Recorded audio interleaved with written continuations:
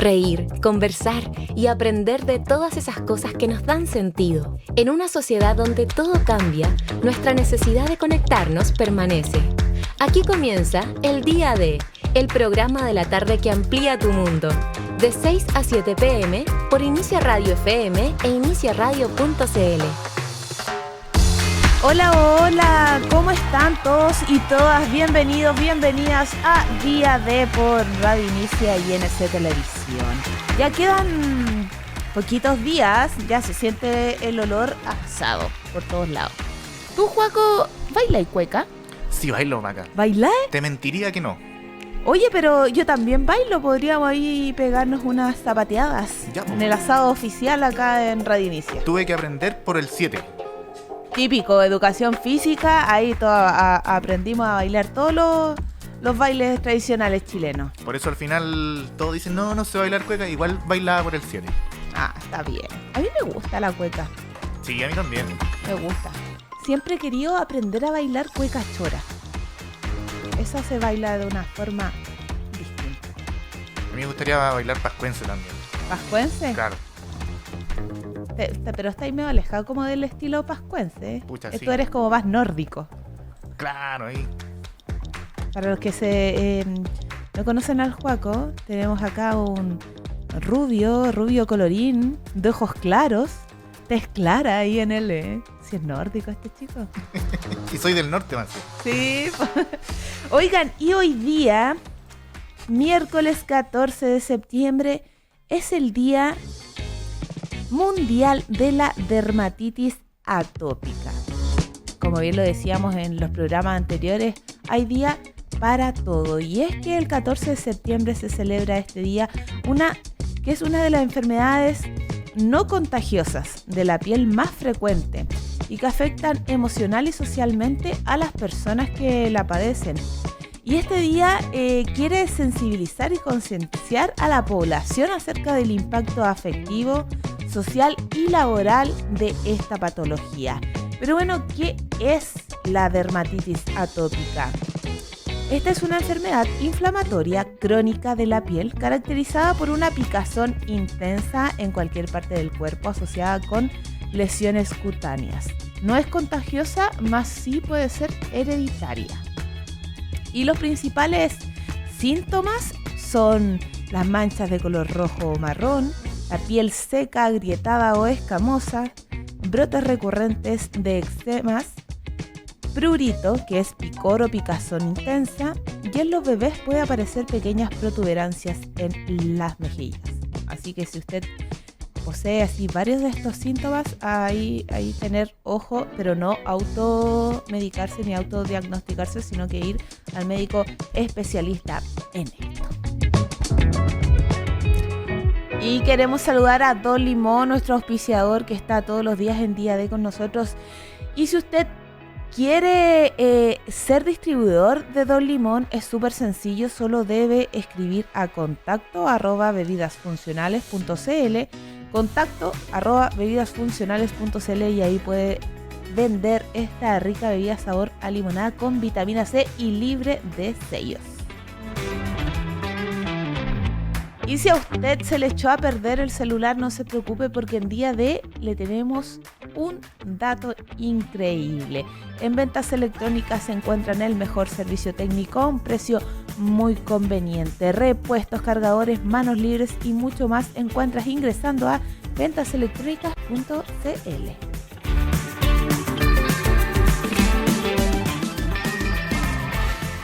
Y antes de ir a las entrevistas del día de hoy, vamos a ir con un poquito de música y volvemos en Día D.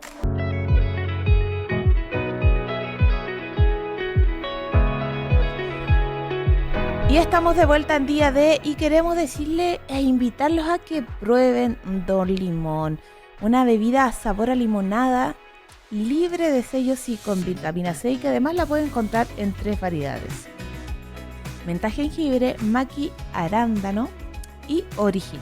Y si usted quiere ser distribuidor de Don Limón en su local, puede escribir a contacto@bebidasfuncionales.cl, contacto@bebidasfuncionales.cl.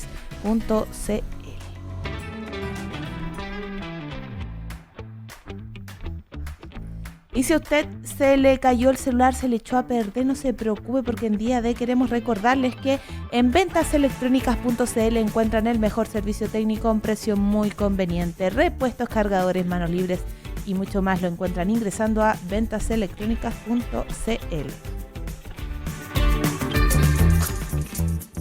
Conversaciones en profundidad, con personajes que tienen mucho que decir y vale la pena escuchar. Los mejores datos entregados por sus propios protagonistas. La entrevista en Día D.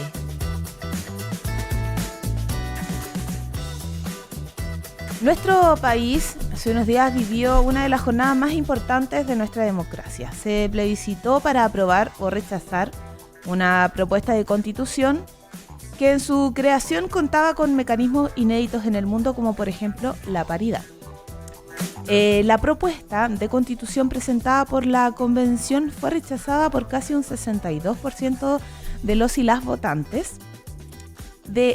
con un universo de más de 13 millones de personas, algo inédito en nuestro país. Y tras esta decisiva jornada, el llamado de diversos sectores de la sociedad y la política ha sido el de buscar nuevos mecanismos que permitan generar cambios sustanciales para el marco normativo de nuestro país. La creación de una carta de navegación que sea más acorde a los tiempos que vivimos y con un sentido social más amplio. Sin embargo, hay muchas asociaciones, tanto privadas como públicas, y también los partidos políticos. Cada uno está proponiendo diversas formas, y hoy día queremos conversar acerca de algo que está proponiendo la Fundación Ronda, y para ello está con nosotros la cofundadora y directora de Incidencia y Desarrollo de la Fundación Ronda, María José Escudero. Bienvenida, María José, a Día D.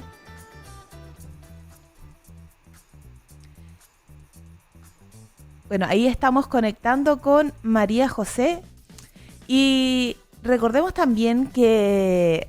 ¿Ahí estás? ¿Me escuchas? Sí, ahora sí. Estamos, eso sí, con un desfase, así que voy a, por si escuchan algún tiempo entre respuesta y pregunta. No es que estemos desconcentradas, sino que está este desfase. María José, y quería primero partir para conocer esto que ustedes proponen desde la Fundación Ronda. ¿Qué es concretamente lo que ustedes quieren hacer?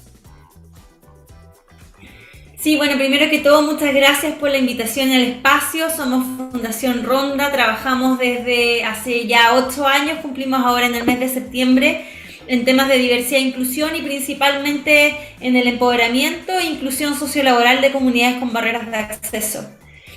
Nosotros hoy lo que estamos buscando es hacer un llamado a la ciudadanía desde el domingo pasado, que partimos con una campaña en nuestras comunicaciones, redes y también en nuestro quehacer, de cómo logramos que este nuevo proceso constitucional sea para todos y con todos y todas. Finalmente, cómo logramos que todas las voces sean escuchadas, sea un proceso no solamente paritario, que es uno de los grandes logros que hemos tenido en nuestro país a nivel mundial, sino también cómo logramos que se incluyan esta cuota de reserva de personas con discapacidad en los pactos y partidos políticos a la hora de la elección de los nuevos convencionales constituyentes, pero también que se incluya la voz de todos y todas en la conversación, en el diálogo, y que haya un ánimo de unidad, de colaboración, algo que marque una diferencia del proceso anterior finalmente.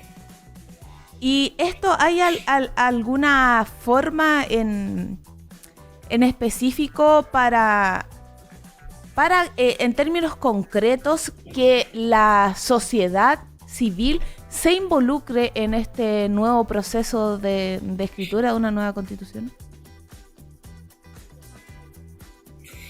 La verdad es que uno de los grandes triunfos que tuvo este proceso, este primer proceso constitucional, este texto que finalmente no se aprobó, pero uno de los grandes triunfos fue la fuerza en temas de derechos sociales, derechos humanos de comunidades con barreras de acceso. Creemos como fundación que los hitos que lo que se logró en textos que resguarden y garanticen los derechos de las personas con discapacidad, de las personas mayores, de los niños, niñas, adolescentes, de las mujeres, es un tremendo logro. Y eso es lo que nosotros proponemos, buscar de alguna manera de reciclar del proceso anterior y poder tener una discusión con que esto parta en la mesa. Fueron muchos los meses de trabajo de muchas organizaciones de la sociedad civil que abogamos por los derechos de estas comunidades históricamente invisibilizadas en nuestra sociedad, y que la idea y lo que proponemos es que esto no se pierda, sino que se recicle, que pueda ser una base, un punto de partida, y que creemos que ahí quienes más que las mismas personas representantes de estos grupos con barreras de acceso y también la sociedad civil que trabaja para ellos debiese estar en la conversación. ¿Y cuáles serían los puntos más importantes que se deberían considerar a la hora de discutir esto? Porque hay necesidades que yo creo que están reconocidas a nivel nacional como importantes, como por ejemplo la educación, la salud, la vivienda. ¿En esto se debería centrar la discusión? En nuestro caso, como Fundación Ronda, te vamos a hablar del punto central que nos importa que suceda. El principal que nos importa que pase es lo que se logró establecer en materias de discapacidad. Nosotros desde el minuto 1 acompañamos a Adriana Cancino de forma de honor, en pro bono como fundación y también como yo misma en lo particular como asesora de honores de la única convencional electa que era persona con discapacidad de los 155. La acompañamos durante todo el proceso, generamos metodologías participativas para escuchar por macrozonas de forma virtual y presencial de Arica a Punta Arenas, a organizaciones de y para personas con discapacidad, a cuidadoras, a redes de apoyo de personas con discapacidad, a personas con discapacidad también de estos territorios y a su vez a la sociedad en general y expertos que quisieron participar.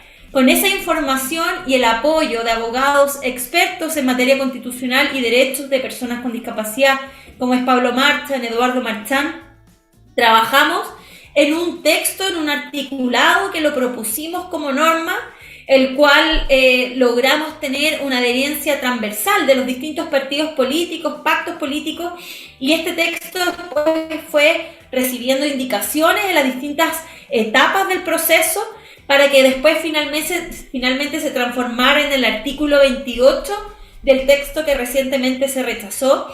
Un texto inédito en el mundo en temas de protección de las personas con discapacidad, poniéndonos a la vanguardia en derechos y en el resguardo de los derechos de las personas con discapacidad, donde hablamos de, por ejemplo, establecer que las personas con discapacidad son sujetos de derecho.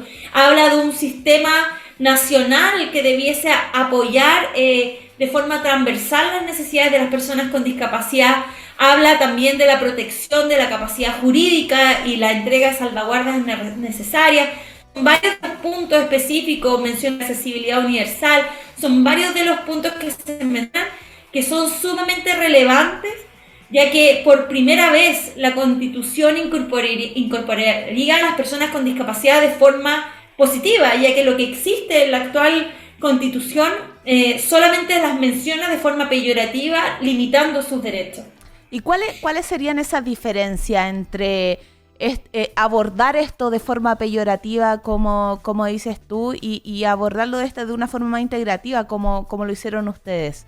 ¿En qué específicamente se ve eso? ¿En el lenguaje, en las acciones? ¿En qué concretamente? En lenguaje más simple, yo no soy abogada constitucional, pero es como que lo fuera después de todos estos meses trabajando en procesos. Pero lo primero que nosotros propusimos y lo que se logró fue que existiera un articulado específico de protección a las personas con discapacidad, que en este caso fue el artículo 28, pero a su vez también se logró incidir a que en los distintos ámbitos, educación, vivienda, en temas de no discriminación, se incluyeran las personas con discapacidad. Es decir, se menciona varias veces dentro del texto constitucional acorde y en el texto correspondiente de los distintos derechos y la promoción de este, además de un texto particular específico de protección para ellas. Bueno, acá, ¿qué es lo que ustedes esperan? Porque ya se han puesto de acuerdo, o sea, ya salió Chile Vamos, que ahora desmintiendo un poco el asunto, pero se están poniendo de acuerdo en hacer un nuevo texto, ya sea con expertos, que tenga paridad, o todavía está por definirse todo eso. Pero independiente de quién lo redacte, ¿qué es lo que ustedes esperan? Bueno, nosotros primeramente lo que deseamos es que haya un clima distinto en nuestro país. Somos convencidos de la necesidad de crear un contexto diferente para que las cosas sean distintas. No podíamos esperar tener un texto que todos aprobaran si hubo tanta división en el proceso de construcción de ese texto. ¿Cómo logramos que chilenos, chilenas, personas que residen en nuestro país podamos unirnos? Hay un concepto que nos encanta mencionar y más aún en estos días. Nuestra fundación se llama Ronda y nace con el propósito de tomarnos las manos en una ronda independiente de que nuestros objetivos personales sean diferentes, que pensemos de forma distinta, pero nos unimos por un bien mayor. Y ese es el llamado que primeramente queremos hacer. ¿Cómo logramos partidos políticos, pactos, organizaciones de la sociedad civil, personas de Arica y Punta Arenas, ponernos de acuerdo, poder mirar el bien mayor, que es ese futuro que soñamos para nuestros niños, niñas, adolescentes y por qué no para nosotros y nosotras mismas? Y ese es el primer punto de partida que queremos llamar, al diálogo, al respeto por el pensamiento diverso. Y en segundo lugar, ¿cómo logramos, como decía al inicio, reciclar los avances gigantescos que se lograron en sus textos en temas de derechos fundamentales? ¿Cómo logramos reciclar esto que ya se avanzó para que pueda ser que finalmente vea la luz? Muchas organizaciones de la sociedad civil que estuvieron involucradas en estos temas, que apoyaron a los distintos convencionales, algunas lo hicieron a través de normas populares, que vivieron todo un recorrido de indicaciones, de procesos, otras como Ronda estuvieron apoyando a distintos convencionales, acompañándolos en la causa y también entregó minutas técnicas, yendo a exponer. Fueron muchas horas, hombre y mujer, que hemos dispuesto para que las cosas estén a favor de las personas que más nos necesitan, las personas mayores, las mujeres, personas con discapacidad, pueblo originario y tantos grupos que históricamente hemos sido invisibilizados, discriminados, excluidos en nuestro territorio. Entonces, ¿cómo logramos que esto se recicle? Y también disponernos como Fundación Ronda, y sabemos, estamos en varias redes de organizaciones civiles que sabemos que están súper disponibles a hacer apoyos técnicos, a poder apoyar con la visión de nuestros beneficiarios, beneficiarias, pero sobre todo a crear un espacio, a facilitar un espacio para ese tejido social que necesitamos tanto que suceda en nuestro territorio. María José Escudero, cofundadora y directora de Incidencia y Desarrollo de la Fundación Ronda. Muchas gracias, María José, por contarnos esto que están realizando desde la Fundación Ronda, y bienvenido el espacio también para conversar sobre otros temas de inclusión, de incidencia junto a ustedes. Muchas gracias por el espacio y que estos próximos días que vamos a celebrar nuestra patria podamos todos reflexionar cómo de cada área, la que está cada uno, cada una, puede hacerse responsable y parte del proceso un ánimo colaborativo, de amor. ¿Por qué no? Podemos lograrlo, lo hemos hecho otras veces. Que estén muy bien. Muchas gracias, María José. Y nos vamos a ir a un pequeño corte y volvemos en Día D. Conversaciones en profundidad, con personajes que tienen mucho que decir y vale la pena escuchar. Los mejores datos entregados por sus propios protagonistas. La entrevista en Día D. Y como ya se habrán enterado, los partidos políticos concordaron 5 puntos para continuar el proceso constituyente, y donde destaca en esto una convención electa, la paridad y un comité de expertos que acompañen el órgano a cargo de redactar una nueva constitución. Se trató esto entonces de una reunión que sostuvieron la mañana del lunes en el Congreso Nacional de Santiago, y en la oportunidad se reunieron los presidentes de los partidos y jefes de bancadas, además de los presidentes de la Cámara de Diputados y del Senado. Dicen que el proceso culminaría con un plebiscito de salida con voto obligatorio. Sin embargo, aún no se ha definido cómo estará integrado el comité técnico, ni tampoco cuáles serían sus funciones, aunque también está pendiente recordar el financiamiento, que es un punto muy importante del nuevo órgano constituyente. Hay muchas dudas que surgen entonces a partir de esto, y para aclarar todo ello está con nosotros el coordinador académico de la Escuela de Ciencia Política de la Universidad Diego Portales, Rodrigo Espinosa. Bienvenido, Rodrigo, a Día D. Hola, ¿qué tal, Macarena? Muchas gracias por la invitación. Gracias a usted. Rodrigo, si nos podría bajar toda esta información y contarnos un poco qué fue lo que se definió en esta reunión de los partidos junto al gobierno.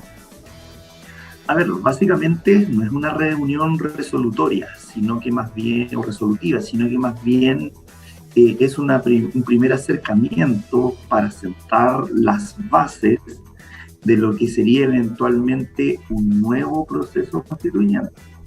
Por lo tanto, nada de lo que ocurrió el lunes es un acuerdo definitivo, sino que más bien es un primer acercamiento para establecer posturas e ir delineando, en caso de que se apruebe y se logre un acuerdo parlamentario, lo que sería el destino del proceso constituyente a causa del rechazo, ¿cierto?, que significó el fracaso de la propuesta de la Convención Constitucional. Así que es un primer acercamiento, es algo muy preliminar. Oiga, ¿y por qué luego de esta reunión que usted dice no es resolutiva, pero también da ciertas señales de que se quieren redactar, se quieren hacer reformas? Lo que pasa es que no se ha llegado, imagino, a un consenso de cómo va, de los puntos más importantes y de cómo se va a redactar y quiénes van a ser los que los van a redactar.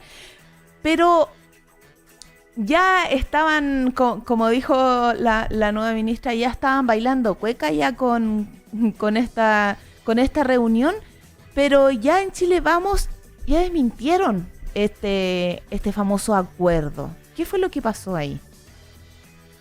Bueno, claro, porque la reunión que se tuvo el día lunes se estableció lo que fue la línea de base finalmente, es decir, idealmente avanzar hacia un órgano electo con paridad de género. En el resultado, obviamente, en la representación en cuanto a la composición de dicho órgano, acompañado por un comité de expertos que iría asesorando, acompañando, ¿cierto?, a quienes serían las y los convencionales. Ahora, lo que pasa acá es que hay que entender también el momento por el cual está atravesando la derecha, en el sentido de que hay sectores no menores de Chile Vamos, y ni hablar del Partido Republicano, que en su totalidad, al menos dentro de este partido, se oponen tajantemente a un nuevo proceso constituyente, sino que más bien están pensando en la posibilidad de reformar la Constitución de 1980.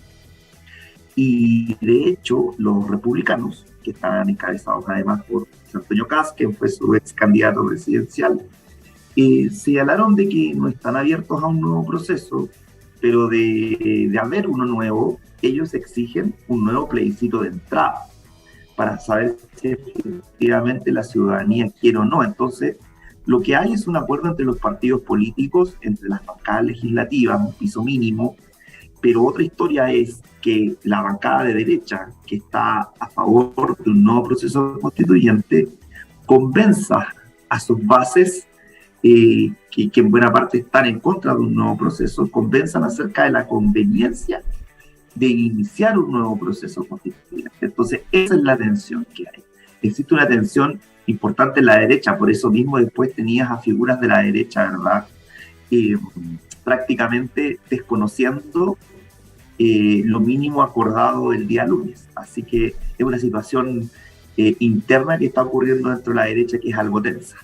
El presidente de Renovación Nacional, Francisco Chaguán, dijo que esta situación en la que anunciaron casi de forma triunfante el gobierno sobre este acuerdo genera desconfianza y pone en riesgo las futuras conversaciones con el mismo gobierno. ¿Qué le parece a usted estas declaraciones?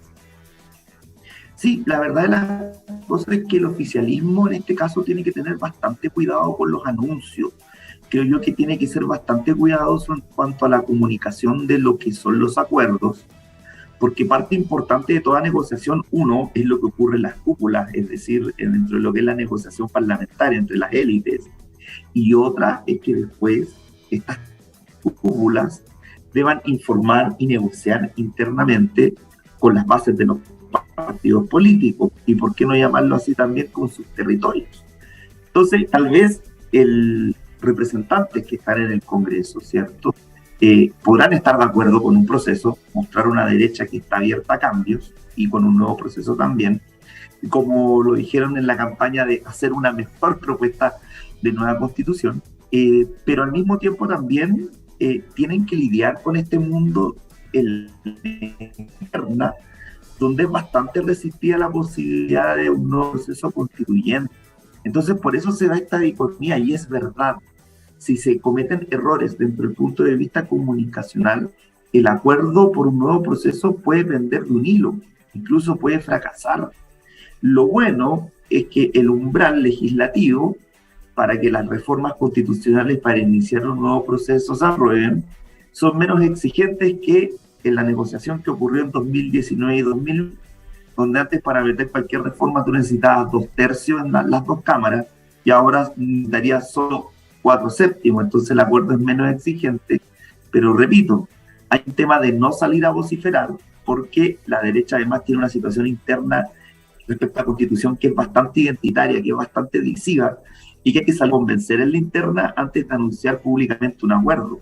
Así que va a tener que haber un poco más de moderación por parte del oficialismo en ese sentido.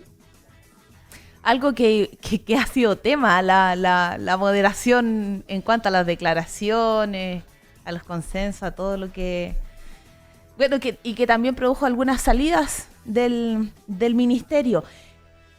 Estamos conversando hoy en día sobre el acuerdo, llamado acuerdo, de los partidos sobre el órgano que sería 100% elegido, el comité de expertos para continuar este proceso constituyente, junto al coordinador académico de la Escuela de Ciencia Política de la Universidad Diego Portales, Rodrigo Espinosa.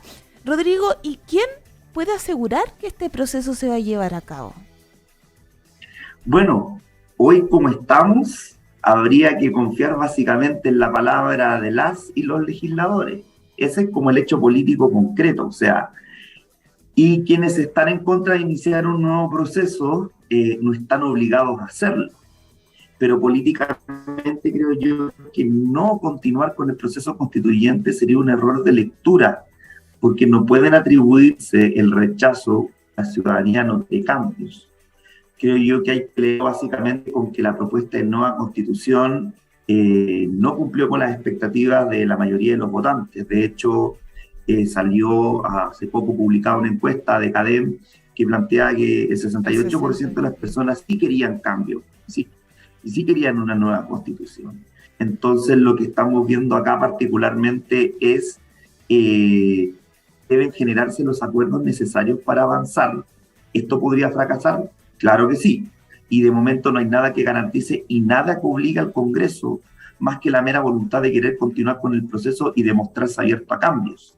Pero también la derecha tiene que mostrarse también como una derecha renovada, por llamarlo de alguna manera, sobre todo pensando en estos votantes más moderados, porque no olvidemos que para las elecciones presidenciales finalmente terminaron apoyando a José Antonio Kast, que es un candidato de ideas de derecha relativamente extrema y que por lo tanto se aleja bastante de lo que es el centro. Así que la derecha, yo creo que podría aprovechar y va a aprovechar probablemente este proceso constituyente para mostrarse como una coalición abierta a cambios y mucho más moderada de lo que mostró también en la pasada presidencial. Así que veamos qué es lo que ocurre, pero no hay nada que institucionalmente los obligue.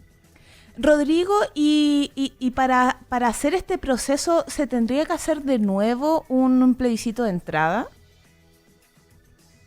No necesariamente. La lectura que se hace, y eso hay consenso en que hubo prácticamente un 80% que en el año 2020 manifestó su voluntad por cambiar la Constitución de 1980 y no realizar reformas, sino que hacer una Constitución nueva. Y además hubo una segunda papeleta, dicho sea de paso, que fue el mecanismo donde se votó además por una convención constitucional. El punto aquí es que eventualmente los sectores del Partido Republicano, principalmente la derecha más dura, dicen que si se va a hacer un nuevo proceso, tiene que ser un plebiscito de entrada. Pero descontando a los republicanos, es básicamente transversal el análisis que no es necesario un plebiscito de entrada, sino que más bien uno de salida, y las diferencias estarían más bien en el mecanismo, porque hay grandes diferencias dentro del mundo de la derecha, principalmente con si llamar un nuevo órgano electo, solo hacer reforma a la Constitución del 80, o incluso únicamente nominar a una comisión de expertas y expertos. Así que la verdad de las cosas es que ahí hay aguas bien revueltas respecto a esta situación, y por lo tanto todavía queda, digamos, un par de reuniones, pero la idea, ojalá, ¿cierto? Y era, digamos, el panorama optimista por parte de la moneda, que era comenzar con el nuevo proceso, incluyendo la elección de representantes, comenzando el año 2023. Pero habrá que hacer una serie de reformas constitucionales también, en caso de que sean reglas distintas a las del último proceso que nos acompañó. ¿Y sería a partir de una hoja en blanco o se tomarían puntos de la Constitución que ya se rechazó?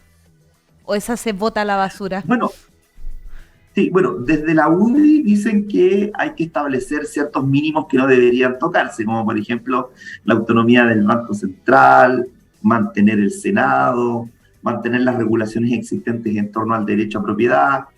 Otros plantean otras alternativas, que la hoja en blanco puede ser una posibilidad, pero otros plantean también tomar como insumo la Constitución de 1925, la propuesta de nueva Constitución de Michelle Bachelet, que tampoco prosperó durante su segundo gobierno, y otra posibilidad también es la propuesta de nueva Constitución que finalmente se rechazó. Yo creo que eventualmente va a ser una mixtura probablemente, ¿sí?, de continuar el proceso constituyente. De todas maneras, creo yo que el fijar límites, como mantener cierta institución o no tocar cierta regulación, creo yo que limita bastante lo que es el ámbito de acción de un proceso. También está claro que la ciudadanía rechazó también propuestas que tuvieran un carácter más refundacional, así que habrá que ver. Yo creo que vamos a ir hacia un proceso en ese sentido más moderado, y probablemente donde nos encaminemos sea más bien a posturas, por más paradojal que suene, más cercanas a las de la propuesta de nueva Constitución que se presentó durante el segundo gobierno de Bachelet, que siquiera pasó por tramitación parlamentaria. Y Rodrigo, por último, ¿cuáles son las opciones de las personas quienes redactarían esta nueva Constitución? Porque se habla de expertos, pero también hay algunos que proponen que los mismos políticos del Congreso sean los que lo redacten. ¿Cómo sería ahí? Bueno, ahí hay que entrar a delinear, porque si vamos a cambiar las reglas de lo que fue el pasado proceso, primero habría que ver el número de representantes electas y electos. ¿Van a ser nuevamente 155? ¿O va a ser un número mayor o va a ser un número menor? Además, otro de los puntos que todavía no está zanjado, dicho sea de paso, y que no fue parte de la discusión: ¿vamos a tener representación para pueblos originarios? ¿Vamos a tener reglas para que los independientes puedan competir por fuera de la integración de las listas pertenecientes a los partidos políticos? La verdad que esas cosas todavía no están claras, y probablemente estos acuerdos van a ser un insumo para después entrar a negociar en el espacio formal, que es en la arena parlamentaria donde se van a votar las distintas reformas constitucionales que acompañarían a este nuevo proceso. Por lo tanto, esto que pasó el lunes es un primer acercamiento, pero la verdad de las cosas es que todavía queda mucho camino por resolver, porque si bien hay una voluntad por iniciar un nuevo proceso constituyente, las formas del proceso y además los mecanismos. Y tú lo mencionaste recién también, cómo va a funcionar esta comisión de expertos que acompañaría a la convención, que es un órgano un tanto raro, porque la verdad de las cosas es que las asambleas constituyentes generalmente tienen una asesoría, una unidad de asesoría técnica o secretaría técnica interna que depende de la propia convención, pero esta básicamente seguiría más bien criterios políticos partidistas amarradas al Congreso. Así que la verdad de las cosas es que hay muy poca claridad acerca de esto y probablemente la próxima semana, cuando se celebre la segunda reunión, probablemente podamos tener bastante más claridad. Pero lo que sí está claro es que independiente de los caminos que se tomen, se va a requerir de varias reformas constitucionales para que esto avance. Así que difícilmente vamos a tener elecciones para un nuevo órgano constituyente, al menos durante 2022. Rodrigo Espinosa, coordinador académico de la Escuela de Ciencia Política de la Universidad Diego Portales. Muchas gracias por estar conversando acá con nosotros en Día D y que tengas muy buen día. A usted por la invitación, buenas tardes. Buenas tardes. Y antes de irnos, por supuesto, queremos decirles e invitarlos a que prueben Don Limón. Don Limón, la única bebida sabor limonada con vitamina C y libre de sellos. Y si usted quiere ser distribuidor de Don Limón, puede escribir a contacto@bebidasfuncionales.cl. Y si a usted se le echó a perder el celular, no se preocupe, solo ingrese a ventaselectronicas.cl y encontrará el mejor servicio técnico. Hemos llegado al final del día de hoy y nos vemos mañana jueves. Ya se siente ese olor asadito, se sienten las payas, el olor a cebolla, dice Feña. Uy, aquí estamos con Feña. Nos vemos mañana de 6 a 7 pm. Chao, chao. Un lugar y un sonido que nos junta cada tarde, donde lo único que tienes que hacer es escuchar. Esto fue Día D, una mirada fresca a lo actual. Nos encontramos mañana de 6 a 7 pm por Inicia Radio FM e iniciaradio.cl.